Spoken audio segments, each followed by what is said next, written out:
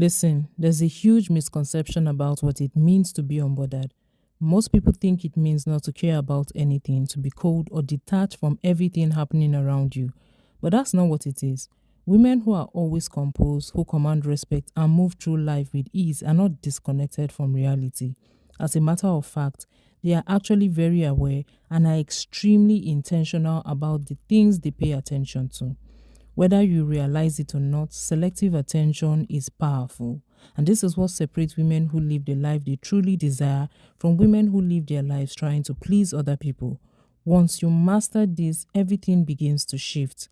How you feel, how you respond, how people perceive you, and very importantly, what you attract into your life. In this video, we are going to look at why you feel bothered by other people's opinion and how it can distract you.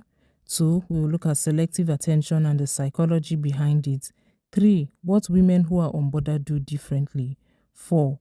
How to become that woman in a way that feels natural to you. Because the goal is not to act unbothered, but to focus on what truly matters so much that everything that doesn't align naturally to you loses its grip on you. Why do you feel so affected by things that deep down you know does not really matter to you? Things like that negative comment on your post, or that harsh tone someone addressed you with, or the delayed reply from the man you were chatting with, or even someone's opinion about how you live your life. It's not because you're not strong enough to overlook it. It's because your brain is wired to notice everything, especially things that feel uncertain, things that feel different from what you expect, or things that affect you emotionally. Your mind is constantly active, trying to pick up on these things, like what is happening, who is paying attention to you, who is not, what they think of you, how you should respond or react. And before you realize it, your attention is thrown into different direction. You keep thinking about these things, you replay them in your mind and try to interpret them in different perspective. But that's where the distraction begins, because every time you give attention to something, you feed it and you give it importance. Also, it takes up space in your mind, and this is why you need to train your attention. So let's look at some of the principles behind selective attention, because it will help you train your mind. Have you ever learned something new and suddenly it's everywhere? That's not a coincidence. It's your brain showing you the power of selective attention, and there's a concept for it. It's called the Bada-Meinhof phenomenon. Once you notice something, your brain locks in. Your brain signals that it's important, so it highlights it, and suddenly it pops up everywhere. It's not because you see more of it. Instead, it's your mind that has created the pattern where you notice it more and ignore other things. A good instance is when you decide to buy a particular car, or when you put it on your vision board, you begin to see more of it. Not because the number of that car has increased in your city, but because you're now paying attention to it more and ignoring other cars. The second principle is the cognitive load theory, and is also known as the mental energy management. This theory explains that your brain has limited processing capacity, so the more distractions you entertain, the less energy you have to do meaningful work. And this is where you can compare multitasking to focusing on a single thing at a particular time. The third principle is the cocktail party effect, and I love this one.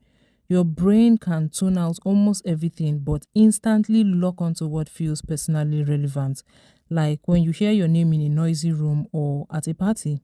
It's not because the music was reduced or because the room became less noisy. It's because your brain deliberately chose to pay attention to what matters. There's a selective attention test on YouTube that can help you.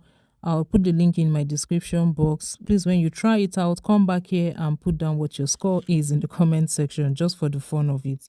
So now that we have talked about these three principles, let's see how unbothered women use it. A woman who is unbothered do not react to everything, not because she cannot, but because she has decided what deserves her energy and what doesn't. A typical example is Rihanna. When Rihanna shifted focus to business, her fans kept asking, "Where's the album? When is the next album going to be dropped?" But she didn't engage in that noise, not because it wasn't important, but it wasn't her priority at that time. Her attention was locked on business, the products, the brand, and because she was focused on that, she attracted more business opportunities, partnership, and overall success. Here we can see the cognitive load theory at work. If she had focused on both the pressure from her fans and her business, she probably would give both less of her energy.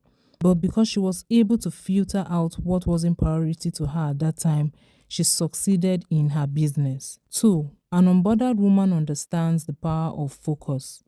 Let's look at Serena Williams. From the beginning of her career, she has been faced with constant criticism about her body, her attitude, scrutiny from media, the officials, and sometimes even the crowd will be hostile towards her. Now, that was major distraction. And she had moments where she got carried away by those emotions and moments where she reacted. But what made the difference over time is she learned to regain control of her attention quickly and stayed focused on the game. Not only did she win, but today she's one of the greatest athletes of all time. Just like the cocktail party effect, her brain tuned out everything, tuned out the noise, and it locked in on what truly matters, which for her was becoming successful. And because she did that, she eventually became one of the very best. Now, when I talk about focus, there's a movie character that comes to mind, Blair Waldorf of Gossip Girl. Blair understands the power of focus and why you should be selective with your attention. When she loses focus, it only weakens her position. So when it mattered, she pulled her focus back to her goals and it almost always gave her the advantage. 3. Unbothered women create their environment intentionally because what you are constantly surrounded by will naturally pull your attention, and whatever holds your attention will eventually start to shape how you think, how you feel, and how you behave. There was a study carried out by some researchers, Raj, Nathaniel, and Lawrence. Here's what they did.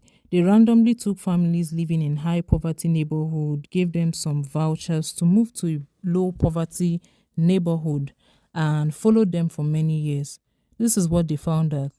Children who moved to better neighborhood before the age of 13 earned 31% more as adults and had higher college attendance rates, lived in better environment later in their life. And then adults who moved to better environments, they experienced better mental health and less stress. This is why most times people move to better environments when they want to upgrade their lives.